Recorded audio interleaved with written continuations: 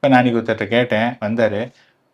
Sir வீடு வாங்கணும், wife ரொம்ப சொல்கிறாங்க வீடு வாங்கணும் அப்படின்னா. சரிப்பா, எங்கே ஒர்க் பண்ணுற? ஐடியில். நீங்கள் வந்து ஆன்சைட்லாம் கிடச்சிதுன்னா போவீங்களா? சார் கண்டிப்பாக போவேன் சார். அப்போ வீடை வாங்குறீங்க, ஒய்ஃபும் சொல்கிறாங்க வீடு வாங்கணும்னு சொல்கிறாங்க. ஆனால் ஆன்சைட்டுக்கு வந்து ரொம்ப அக்ரெசிவாக நான் வந்து ட்ரை பண்ணுறேன்.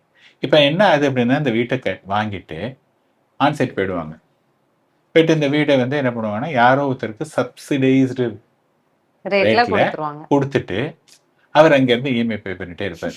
யோசிச்சு பாருங்க, இங்கே அதாவது இந்தியாவில் அந்த வீட்டை வாங்கினார். அவர் அப்ராட் போகும்போது அவருடைய ஃபினான்ஷியல் ஸ்டேட்டஸ் ஏறுமா இறங்குமா? ஏறும். அப்போ 5 இயர்ஸ் 10 இயர்ஸில் இந்த வீடு அவரை பார்த்து பல்லு இழிக்கும். என்ன வீடுப்பா, இந்த வீட்டில் போய் அவரால் அங்கே இருக்க முடியுமா, வசிக்க முடியுமா? கண்டிப்பா முடியாது. அப்போ அந்த வீட்டை என்ன பண்ணுவீங்க? யாருக்காவது வாடகைக்கு விட்டுட்டு வாடகைக்கு விட்டுட்டு அதை என்ன பண்ணுவீங்க? ஓகேங்க, இது வந்து இந்த வீடு வாங்கினதுனால தான் ஆன்சைட்டே கிடைச்சிது, ராசியான வீடு அப்படின்னு சொல்லிட்டு அதுக்கு வந்து இஎம்ஐ பே பண்ணிட்டு இப்போ வந்தாச்சு, திருப்பி இன்னொரு வீட்டை வாங்குங்க.